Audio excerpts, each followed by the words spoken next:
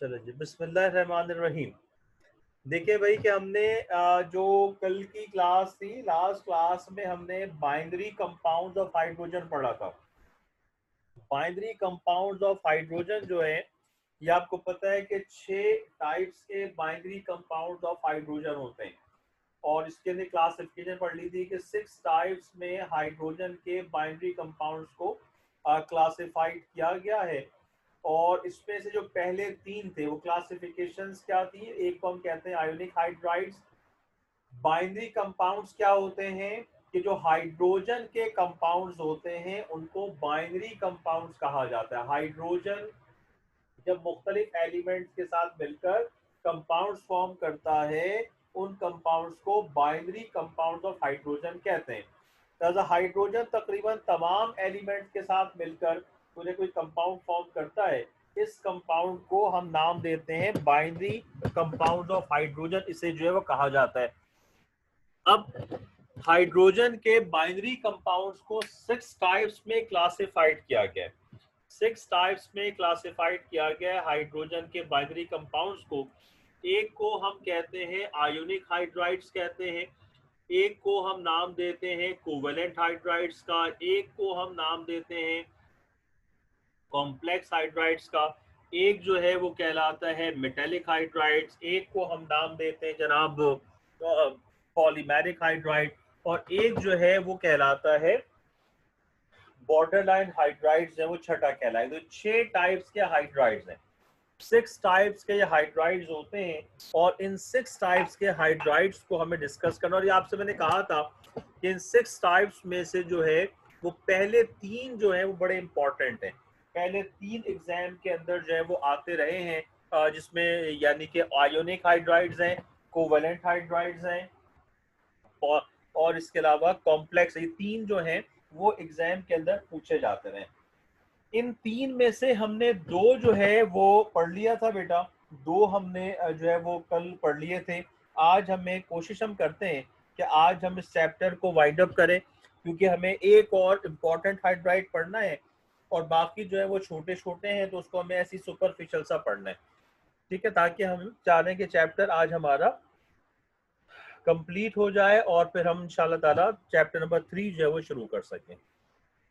जिन बच्चों के चैप्टर्स रह गए हैं, जिन बच्चों के चैप्टर्स रह गए हैं वो उनको वीडियो हम सेंड कर देंगे, वो उस वीडियो में उसे देख सकते हैं। और फर्दर अगर कोई प्रॉब्लम हो तो आप सेंटर भी आ सकते हैं और सेंटर आकर जो है तो आप इन चीज़ों को पूछ सकते हैं। लेकिन इसके लिए इम्पॉर्टेंट है कि आप खुद थोड़ा सा इंटरेस्ट लें, ताकि जो आपकी चीज़ें मिसिंग हैं वो आके आप इसको डिस्कस कर जो है वो कर सकें। तो आज हम शुरू करते हैं। हमने कोवेलेंट हाइड्राइड्स पढ़ लिया था, आज उसके आगे हम शुरू करते हैं। अब हम आते हैं जनाब, ये है कॉम्प्लेक्स हाइड्राइड्स। कॉम्प्लेक्स हाइड्राइड्स क्या होंगे? कॉम्प्लेक्स हाइड्राइड्स क्या होंगे बेटा? The hydrides in which hydrogen atoms are bonded to a monovalent and a trivalent atoms is called as complex hydride. Monovalent ऐसा एलिमेंट जिसकी वैलेंसी +1 हो उसे मोनोवैलेंट कहते हैं। ट्राईवैलेंट ऐसा एलिमेंट जिसकी वैलेंसी +3 हो उसे ट्राईवैलेंट कहा जाता है।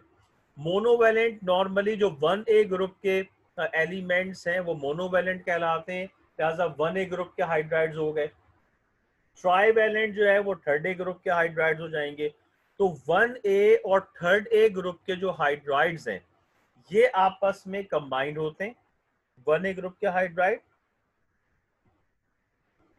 और 3rd A ग्रुप के हाइड्राइड्स ये आपस में कंबाइंड होते हैं, और इनके कंबाइंड होने के बाद जो है ये फॉर्म करते हैं कॉम्प्लेक्स हाइड्राइड्स जो है ये बनाते हैं। इनको कॉम्प्लेक्स हाइड्राइड्स, आगे इसकी रीजन आएगी, इनको कॉम्प्लेक्स हाइड्राइड्स इस वजह से कहा जाता है कि ये ऐसे हाइड्राइड्स होते हैं जिनमें जिनके अंदर आयोनिक, कोवैलेंट और कोऑर्डिनेट कोवैलेंट बॉन्ड, तीनों बॉन्ड शामिल हैं। इनमें आयोनिक बॉन्ड भी होता है, कोवैलेंट बॉन्ड भी होता है और कोऑर्डिनेट कोवैलेंट बॉन्ड भी होता है। तो इन हाइड्राइड्स में तीनों टाइप्स के बॉन्ड शामिल हैं। इस वजह से इन हाइड्राइड्स को हम नाम देते हैं कोवैलेंट कॉम्प्लेक्स हाइड्राइड कहा जाता है।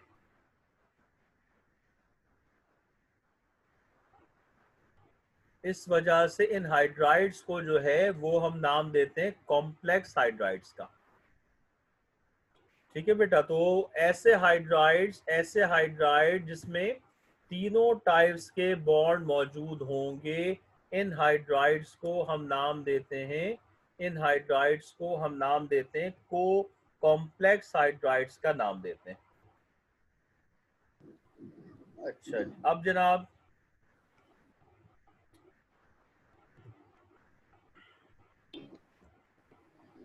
अब जरा देखें कि इसके अंदर ये हाइड्राइड्स कैसे बन रहे हैं बेटा, कि ये थर्ड ए ग्रुप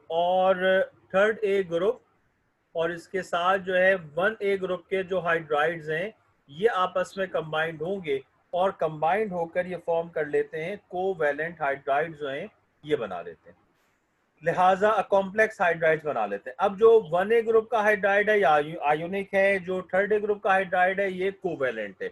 इनका जनरल फॉर्मूला जो है वो होता है AbH4।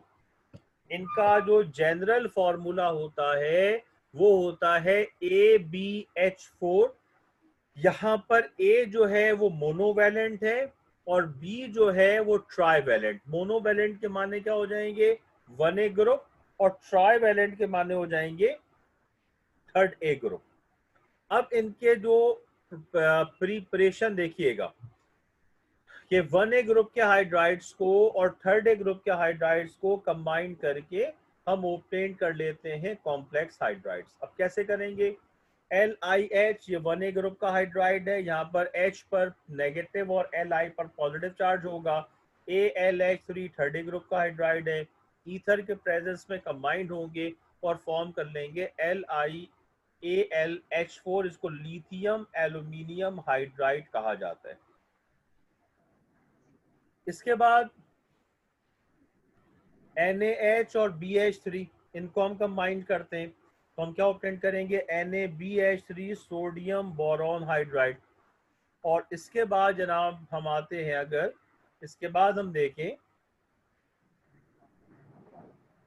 इसके बाद देखिएगा स्ट्रक्चर, ये जरा अच्छी तरह समझने की कोशिश करना भाई।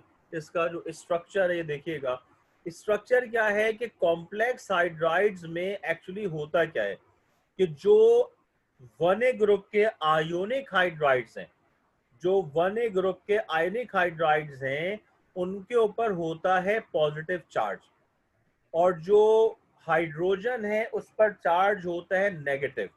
अब होगा क्या, जो LiH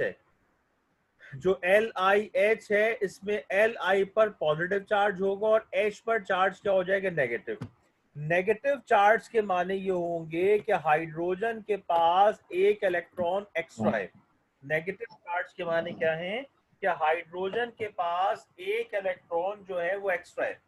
जब हाइड्रोजन के पास एक इलेक्ट्रॉन एक्स्ट्रा होगा, जब हाइड्रोजन के पास एक इलेक्ट्रॉन एक्स्ट्रा है तो उस एक्स्ट्रा इलेक्ट्रॉन की वजह से हाइड्रोजन अपना डुप्लेट रूल कंप्लीट करने की कोशिश करेगा। हाइड्रोजन अपना डुप्लेट रूल कंप्लीट करने की कोशिश करेगा और उस डुप्लेट रूल कंप्लीट करने के लिए वो कहां पर आ जाएगा, वो आ जाएगा एल्यूमिनियम हाइड्राइड के पास। वो आ जाएगा एल्यूमिनियम हाइड्राइड के पास आएगा और अपना जो इलेक्ट्रॉन है, क्योंकि एल्यूमिनियम के पास 3 इलेक्ट्रॉन्स पूरे हैं, लिहाजा हाइड्रोजन अपने दोनों इलेक्ट्रॉन्स क्या करेगा, दोनों इलेक्ट्रॉन्स ये प्रोवाइड कर देगा एल्यूमिनियम को। और ये बात आप जानते हैं कि जहां पर इलेक्ट्रॉन्स की वन साइडेड शेयरिंग होती है तो वन साइडेड शेयरिंग से जो बॉन्ड बनता है उस बॉन्ड को हम नाम देते हैं, उस बॉन्ड को हम नाम देते हैं कोऑर्डिनेट कोवैलेंट बॉन्ड का, उसे नाम जो है वो दिया जाता है। उस बॉन्ड को हम कहते हैं कोऑर्डिनेट कोवैलेंट बॉन्ड, उसे कहा जाता है। लिहाजा हाइड्रोजन अपने दोनों इलेक्ट्रॉन्स एल्यूमिनियम को प्रोवाइड करेगा और इस एल्यूमिनियम और हाइड्रोजन के दरमियान देखें यहाँ बन जाएगा कोऑर्डिनेट कोवेलेंट बॉन्ड बन रहा है। और क्योंकि एक नेगेटिव चार्ज एल्यूमिनियम हाइड्राइड में एंटर हो रहा है, एक नेगेटिव चार्ज एल्यूमिनियम हाइड्राइड में एंटर हो रहा है, इस वजह से इस पूरे कंपाउंड पर जो चार्ज आएगा, इस पूरे कंपाउंड पर जो चार्ज आएगा, ये जो चार्ज आएगा इस पूरे कंपाउंड पर जो चार्ज आएगा, ये चार्ज आ जाएगा नेगेटिव। इस पूरे कंपाउंड पर चार्ज नेगेटिव आएगा, तो ये नेगेटिव चार्ज यहाँ पर एंटर हो रहा है। अब यहाँ हाइड्रोजन इलेक्ट्रॉन को डोनेट कर रहा है, हाइड्रोजन इलेक्ट्रॉन को डोनेट कर रहा है, और एल्यूमिनियम हाइड्राइड इलेक्ट्रॉन को क्या कर रहा है, एक्सेप्ट कर रहा है। हाइड्रोजन इलेक्ट्रॉन को डोनेट कर रहा है और एल्यूमिनियम हाइड्राइड इलेक्ट्रॉन को क्या करेगा, एक्सेप्ट करेगा। तो ये लुईस बेस हो जाएगा और एल्यूमिनियम हाइड्राइड जो वो क्या हो जाएगा, लुईस एसिड हो जाएगा। ठीक है, जो इलेक्ट्रॉन डोनेट करता है वो बेस होता है लुईस के मुताबिक, और जो इलेक्ट्रॉन को एक्सेप्ट करता है वो एसिड हो जाता है। तो जब इसके अंदर बन गया कोऑर्डिनेट कोवेलेंट बॉन्ड की फॉर्मेशन हुई, तो इस कॉम्प्लेक्स आयन बना, और इस कॉम्प्लेक्स आयन पर जो चार्ज है वो है नेगेटिव। इस कॉम्प्लेक्स आयन पर जो चार्ज है ये चार्ज है नेगेटिव। अब यहां पर आप देखिएगा कि यहाँ पर Li पॉजिटिव मौजूद है और एक कॉम्प्लेक्स आयन बन गया। ये कॉम्प्लेक्स आयन पर जो चार्ज है ये चार्ज जो है वो नेगेटिव है। कॉम्प्लेक्स आयन पर जो चार्ज है ये चार्ज जो है वो नेगेटिव चार्ज है कॉम्प्लेक्स आयन पर। कॉम्प्लेक्स आयन पर जो चार्ज है वो है नेगेटिव, लिहाजा 1A ग्रुप का पॉजिटिव चार्ज इस कॉम्प्लेक्स के नेगेटिव चार्ज के साथ रिएक्ट कर जाता है। ये यहाँ पर नेगेटिव चार्ज है। तो ये पॉजिटिव और नेगेटिव चार्जेस एक दूसरे के साथ कंबाइंड होते हैं, इनमें एक इलेक्ट्रोस्टैटिक फोर्स प्रोड्यूस होती है, और इस इलेक्ट्रोस्टैटिक फोर्स की वजह से ये कंपाउंड फॉर्म कर लेते हैं LiAlH4। तो यहाँ पर जो फोर्स ऑफ अट्रैक्शन है ये इलेक्ट्रोस्टैटिक फोर्स कहलाती है, ये कहलाती है इलेक्ट्रोस्टैटिक फोर्स। और ये जो इलेक्ट्रोस्टैटिक फोर्स के जरिए जो बॉन्ड बनता है वो बॉन्ड होता है आयोनिक। इलेक्ट्रोस्टैटिक फोर्स के जरिए जो बॉन्ड बनता है वो बॉन्ड जो है वो होता है आयोनिक। इलेक्ट्रोस्टैटिक फोर्स के जरिए बॉन्ड बनेगा वो बॉन्ड बनेगा आयोनिक। तो यहाँ पर एल्यूमिनियम और इस हाइड्रोजन के दरमियान जो बॉन्ड है वो कोवेलेंट। ये जो हाइड्रोजन एंटर हो रहा है इसमें और एल्यूमिनियम का जो बॉन्ड है वो कोऑर्डिनेट कोवेलेंट, और जो ये कॉम्प्लेक्स आयन और लिथियम के दरमियान जो बॉन्ड है ये है आयोनिक। लिहाजा जो कॉम्प्लेक्स हाइड्राइड्स बने, इस कॉम्प्लेक्स हाइड्राइड्स के अंदर तीनों टाइप्स के बॉन्ड्स मौजूद हैं। आयोनिक बॉन्ड भी है, कोवेलेंट बॉन्ड भी है, और कोऑर्डिनेट कोवेलेंट बॉन्ड भी है। इस वजह से इन हाइड्राइड्स को हम कॉम्प्लेक्स हाइड्राइड्स का नाम देते हैं। ठीक है बेटा, अब इन हाइड्राइड्स की प्रॉपर्टीज पर आते हैं।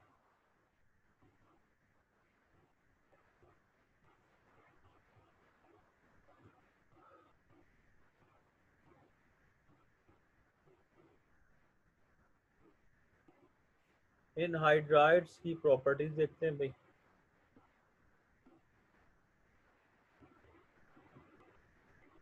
Physical state, they are non volatile white crystalline solids. ये जो हैं वो वाइट क्रिस्टलाइन सॉलिड्स होते हैं, क्योंकि आखिर में जो बॉन्ड बन रहा है वो इलेक्ट्रोस्टैटिक फोर्स के जरिए बन रहा है। और जहां भी इलेक्ट्रोस्टैटिक फोर्स के जरिए बॉन्डिंग होती है तो जो बॉन्डिंग है वो आयोनिक बॉन्ड कहलाता है। और जहां पर आयोनिक बॉन्ड मौजूद होगा तो उसे हम कहेंगे जनाब कि इसमें हमेशा सॉलिड बनेगा। कि आयोनिक बॉन्ड के दरमियान जो फोर्स ऑफ अट्रैक्शन है बहुत ज़्यादा होती है, और हाई फोर्स ऑफ अट्रैक्शन की वजह से मॉलिक्यूल्स बहुत ज़्यादा क्लोजर हो जाते हैं, और जब बहुत ज़्यादा क्लोजर होते हैं तो अपनी पोजीशन चेंज नहीं कर सकते, तो उस वक्त जो स्टेट ऑफ मैटर फॉर्म होती है उसे हम सॉलिड कहते हैं। उस वक्त मॉलिक्यूल अपनी जगह पर वाइब्रेट तो करेंगे लेकिन उनके अंदर कोई मूवमेंट नहीं होगी। इसलिए जहां पर भी आयोनिक बॉन्ड बनेगा इलेक्ट्रोस्टैटिक फोर्स के जरिए कोई कंपाउंड की फॉर्मेशन होगी तो वो कंपाउंड हमेशा जो है वो सॉलिड होगा। सॉल्युबिलिटी आप देखें कि they are soluble in polar solvent, ऐसे सॉल्वेंट जो आयोनाइज्ड हो जाते हैं। दो तरह के सॉल्वेंट होते हैं, एक पोलर सॉल्वेंट होता है और एक नॉन पोलर सॉल्वेंट होता है। जो ऑर्गेनिक सॉल्वेंट्स होते हैं वो नॉन पोलर होते हैं, वो आयोनाइज नहीं हो सकते, उनका अपना पॉजिटिव और नेगेटिव चार्ज में वो ब्रेक नहीं होते। और जो पोलर सॉल्वेंट हैं वो आयोनाइज हो जाते हैं पॉजिटिव और नेगेटिव चार्जेस में। तो अगर कोई पोलर सॉल्वेंट है तो पोलर सॉल्वेंट्स के अंदर ये जो या कॉम्प्लेक्स हाइड्राइड्स हैं, ये कॉम्प्लेक्स हाइड्राइड सॉल्युबल होंगे। जैसे वाटर पोलर सॉल्वेंट है, वाटर जब पोलर सॉल्वेंट या वाटर में कोई चीज डिसॉल्व करेंगे तो वाटर इटसेल्फ H पॉजिटिव में OH नेगेटिव में आयोनाइज हो जाता है। रिडक्शन प्रॉपर्टी, जिसको हम एज अ रिड्यूसिंग एजेंट इस्तेमाल करते हैं, इसकी थर्मल स्टेबिलिटी होती है वो बहुत कम स्टेबल तो होता है ये।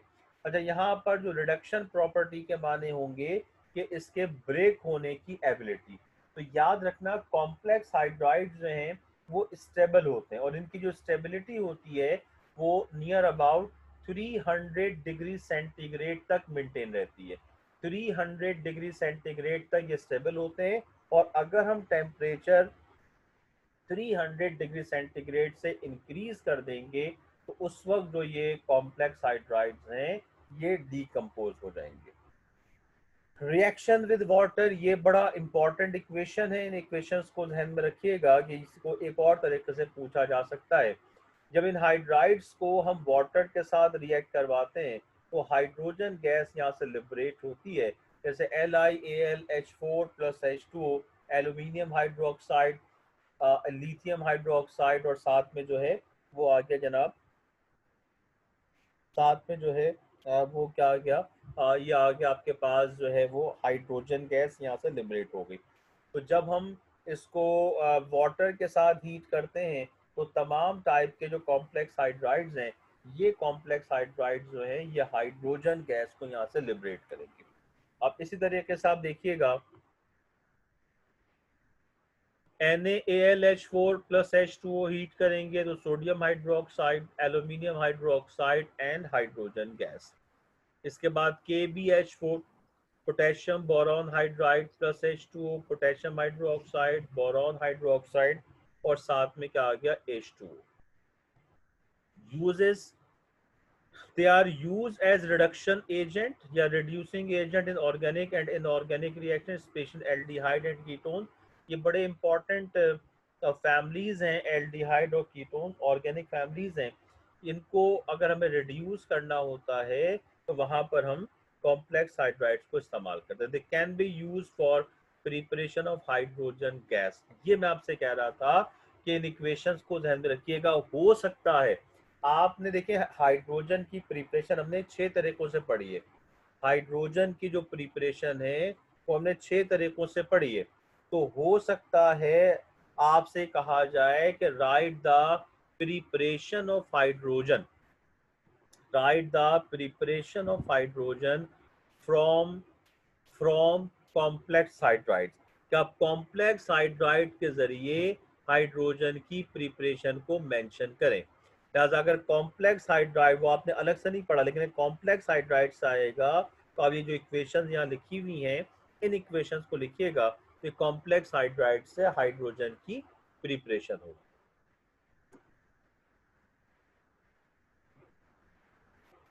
अच्छा भाई, ये चैप्टर नंबर 2 बेटा हम पढ़ रहे हैं और चैप्टर नंबर 2 का लास्ट टॉपिक है। जिन बच्चों की आज पहली क्लास है वो जरा इस बात को सुन लें कि हम चैप्टर नंबर 2 पढ़ रहे हैं और चैप्टर नंबर 2 का ये लास्ट टॉपिक है। और आज हम कोशिश करेंगे कि इंशाअल्लाह ताला चैप्टर नंबर 2 हमारा कंप्लीट हो जाए। जिन बच्चों की प्रीवियस क्लासेस नहीं हुई हैं वो उनको हम जो वीडियोस हमने अपलोड की हुई हैं उन वीडियोस के अंदर हम उन बच्चों की ईमेल आईडी डाल देंगे। तो अब आप कल के बाद, कल हम इसको इस प्रोसेस में ले आएंगे तो आज या कल हम डाल देंगे ईमेल आईडी उन वीडियोस में। जितनी भी प्रीवियस और प्राइवेट वीडियोस हैं वो फिर आप जितने बच्चे इसमें एडमिट हैं वो तमाम बच्चे उन वीडियोस को देख सकते हैं। तो आप पहले तो चैप्टर नंबर 1 और चैप्टर नंबर 2 ये सीक्वेंस से वीडियोस डली हुई हैं, आप उन वीडियोस को देखें और उसके बाद अगर उसमें कोई बात समझ में नहीं आ रही, अगर उन वीडियोस में तुम्हें कोई बात समझ में नहीं आ रही, तो फिर आप सेंटर आए, आप मुझे कॉल करें केमिस्ट्री के लिए, फिर आप सेंटर बुलाकर आपको तमाम बातें हम समझा देंगे, वरना सारी वीडियोस मौजूद हैं।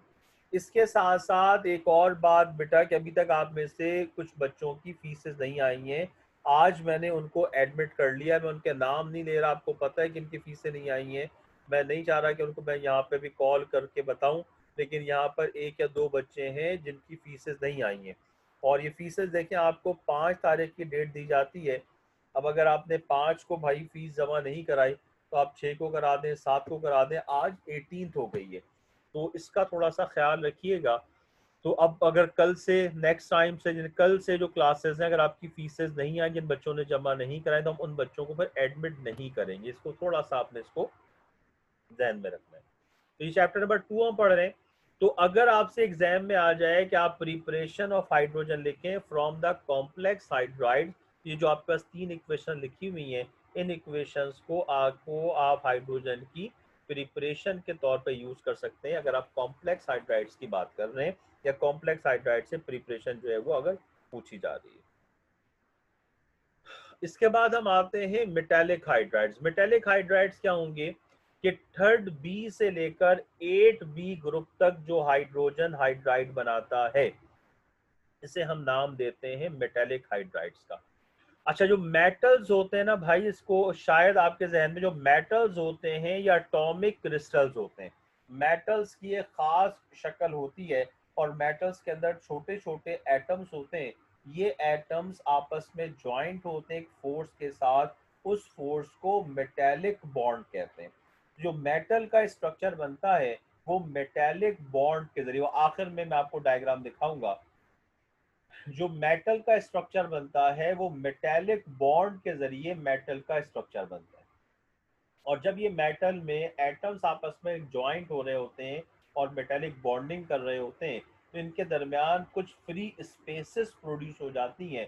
उन फ्री स्पेसेस को हम इंटरस्टेशियल स्पेसेस के, जो खाली जगह होती है, जो एम्प्टी स्पेसेस होते हैं, उन एम्प्टी स्पेसेस को हम इंटरस्टेशियल स्पेसेस कहते हैं।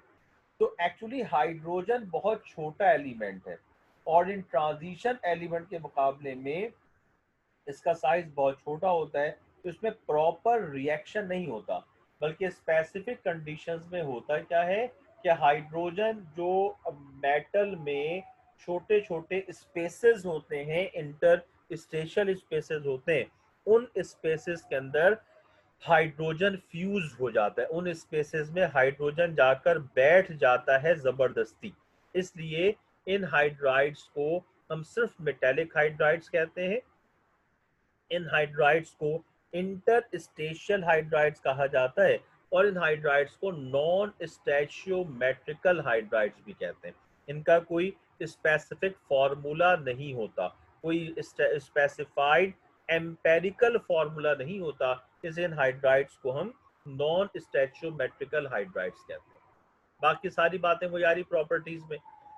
In these hydrides, hydrogen occupy interstitial spaces, therefore they are called interstitial hydrides. These hydrides on heating release hydrogen gas in atomic state. For this reason, transition metals such as nickel, platinum, etc. are used in catalyst in hydrogenation reaction. क्योंकि इनमें hydrogen का कोई reaction नहीं हो रहा, बल्कि free spaces जो हैं उनमें हाइड्रोजन जबरदस्ती जाकर बैठ जाती है। जब हाइड्रोजन जबरदस्ती जाकर बैठ जाती है उन फ्री स्पेसेस में, तो जब उसका टेम्परेचर बढ़ाएंगे तो वहां से हाइड्रोजन निकलनी शुरू हो जाएगी। लिहाजा जिन रिएक्शंस में हमें एक्स्ट्रा हाइड्रोजन चाहिए, तो हम वहां पर इन मेटल्स को एज अ कैटलिस्ट के इस्तेमाल करते हैं। आप हीट करेंगे तो एक्स्ट्रा हाइड्रोजन बाहर निकलेगी और इसको हम हाइड्रोजनेशन के प्रोसेस में यूज कर सकते हैं। इसके बाद देखिएगा दीज आर नॉन स्टैचोमेट्रिकल कंपाउंड्स, जो आपको मैंने बताया था कि स्पेसिफिक इनका फॉर्मूला नहीं होता, इसलिए इनका कोई एम्पेरिकल फॉर्मूला नहीं, इसलिए इसको हम नॉन स्टैचोमेट्रिकल कंपाउंड्स कहेंगे। ये जरा शेप नोट करो बेटा कि देखिए ये जो आपको ग्रे कलर से मॉलिक्यूल नजर आ रहे हैं, ये एक मेटल के अंदर एटॉमिक क्रिस्टल्स हैं ये, और इसमें ये मेटेलिक बॉन्डिंग है। अगर आप गौर से देखें, अभी एक और डायग्राम आएगी जो ज्यादा क्लियर होगी, अगर आप गौर से देखें तो यहाँ पर आपको छोटे छोटे स्पेसेस जो है इसके दरमियान में नजर आ रहे हैं, और बाद में जो रेड कलर की हाइड्रोजन गैस है वो इन स्पेसेस में जाकर एडजस्ट हो गई, ये हाइड्रोजन इन स्पेसेस में जाकर एडजस्ट हो गई। इस तरह ये जो हाइड्राइड बनेगा ये मेटालिक हाइड्राइड बनेगा। जब इसको हीट करेंगे तो इन्हीं स्पेसेस में जो हाइड्रोजन गैस है वो यहाँ से बाहर निकलने शुरू हो जाएगी, और इस तरह हम इस हाइड्रोजन को किसी भी कैटलिस्ट के तौर पे इस्तेमाल कर सकते हैं। एक और डायग्राम देखिए, ये देखिएगा, इसमें आपको फ्री स्पेसेस नजर आ रहे हैं, और रेड कलर की जो हाइड्रोजन एटम है वो इन फ्री स्पेसेस में जाकर एडजस्ट हो गई और मेटल हाइड्राइड बन गया। ठीक है बेटा। इसके बाद हम आते हैं नेक्स्ट हमारा जो है वो पॉलीमेरिक हाइड्राइड है, वो है पॉलीमेरिक हाइड्राइड।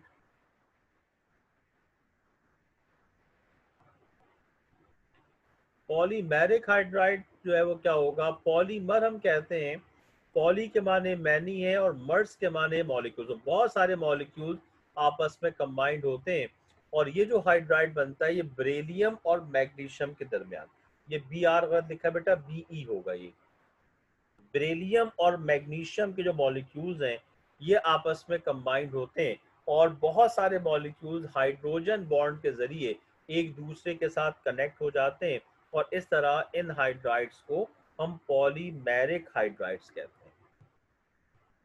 इनकी प्रॉपर्टीज, ये नॉन वोलेटाइल सॉलिड्स होते हैं और ऑर्गेनिक सॉल्वेंट में इनसॉल्युबल हैं। ये रीजन आएगी कि सिर्फ मैग्नीशियम और बेरिलियम क्यों बनाते हैं पॉलीमेरिक हाइड्राइड, तो याद रखिएगा बेरिलियम और मैग्नीशियम की इलेक्ट्रोनेगेटिविटी ज़्यादा होती है, और ये इलेक्ट्रॉन अट्रैक्शन प्रॉपर्टी इनकी ज़्यादा होती है, इस वजह से बेरिलियम और मैग्नीशियम जो है ये बनाते हैं पॉलीमेरिक हाइड्राइड्स। ये रीज़न में आ सकता है। इनकी जो इनके दरमियान में बहुत सारे मॉलिक्यूल्स एक साथ कनेक्ट होते हैं, और उन मॉलिक्यूल्स के कनेक्ट होने की जो रीज़न है वो है हाइड्रोजन बॉन्ड, हाइड्रोजन बॉन्ड के जरिए कनेक्ट होते हैं। इनकी जो प्रॉपर्टीज होती है वो इंटरमीडिएट होती है between ionic and covalent hydrides, ionic और कोवैलेंट हाइड्राइड्स के दरमियान इनकी प्रॉपर्टीज होती है। अब ये डायग्राम एक आएगी, इसको जरा देखिएगा, ये देखें, ये बेरिलियम हाइड्राइड है, इसी तरह यहाँ पर आप जो भी लिखा हुआ है इसके अब आप Mg लिख सकते हैं, और मैग्नीशियम हाइड्राइड आप इसको बना सकते हैं। इसके बाद आखिरी है बेटा, ये है बॉर्डर लाइन हाइड्राइड्स। देखें आपने जो पढ़ा मेटेलिक हाइड्राइड में, मेटेलिक हाइड्राइड्स क्या होंगे जिसमें 1/3 बी से लेकर और 8 बी ग्रुप के जो एलिमेंट्स होते हैं वो फॉर्म करते हैं मेटेलिक हाइड्राइड्स। लेकिन जो 1 बी और 2nd बी ग्रुप के जो एलिमेंट्स हैं, 1 बी और 2nd बी ग्रुप के जो एलिमेंट्स होते हैं वो बनाते हैं बॉर्डर लाइन हाइड्राइड्स, और इनकी जो प्रॉपर्टीज होती है वो मेटालिक और कोवेलेंट हाइड्राइड्स के दरमियान में, तो इसके हम डिटेल में नहीं जा रहे, ये अब एक ही लाइन लिखी हुई है, इसमें से एमसीक्यूज वगैरह आ सकते हैं। ये बात मैंने आपको पहले भी कही थी कि आप एक्चुअली जो है वो आयोनिक, कोवेलेंट और मेटालिक हाइड्राइड्स को याद करें प्रॉपर तरीके से, वो एग्जाम में आते रहे हैं, बड़ा क्वेश्चन है वो।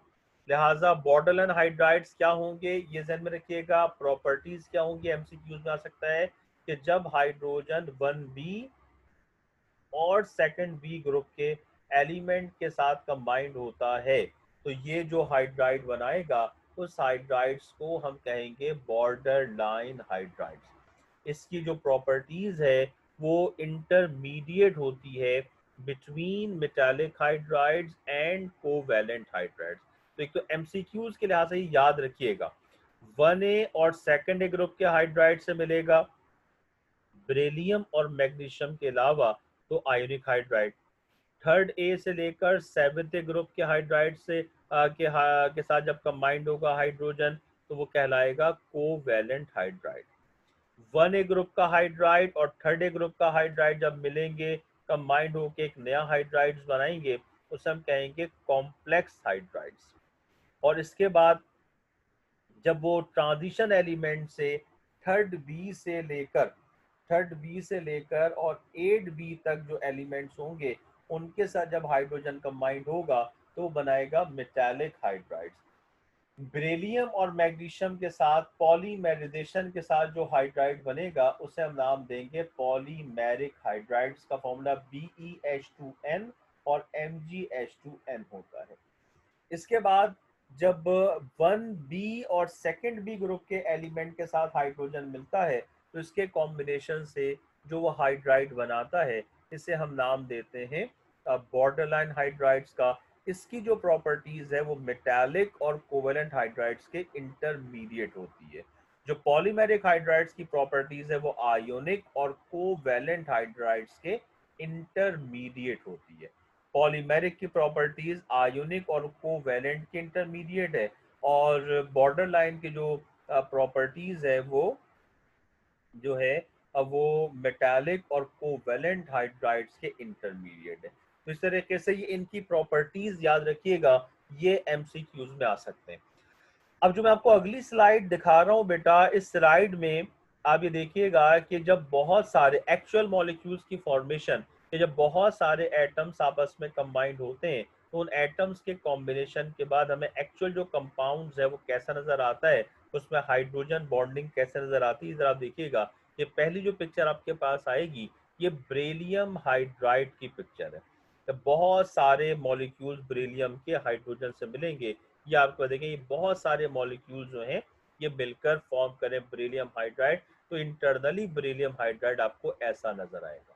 जबकि जब हम बात करेंगे मैग्नीशियम की तो मैग्नीशियम हाइड्राइड के मॉलिक्यूल्स आपको इस तरह से नजर आएंगे, तो मैग्नीशियम के साथ हाइड्रोजन जो है वो कंबाइंड हुआ हुआ है। इस तरह मैग्नीशियम हाइड्राइड और बेरिलियम हाइड्राइड जो है ये हम बात कर रहे हैं बेटा पॉलीमेरिक हाइड्राइड्स की। इस तरह हमारा आज अल्लाह के फजल से चैप्टर नंबर 2 जो है वो कंप्लीट हो गया। चैप्टर नंबर 2 कंप्लीट हो गया। अब नेक्स्ट क्लास में हम चैप्टर 3 शुरू करेंगे। जो न्यू कमर्स हैं वो चैप्टर 3 उनका जो है वो शुरुआत होगी, लेकिन फिर आपको वीडियोस मौजूद हैं, आपको उसमें हम ऐड कर लेंगे। आप इन वीडियोस को देखें, समझें।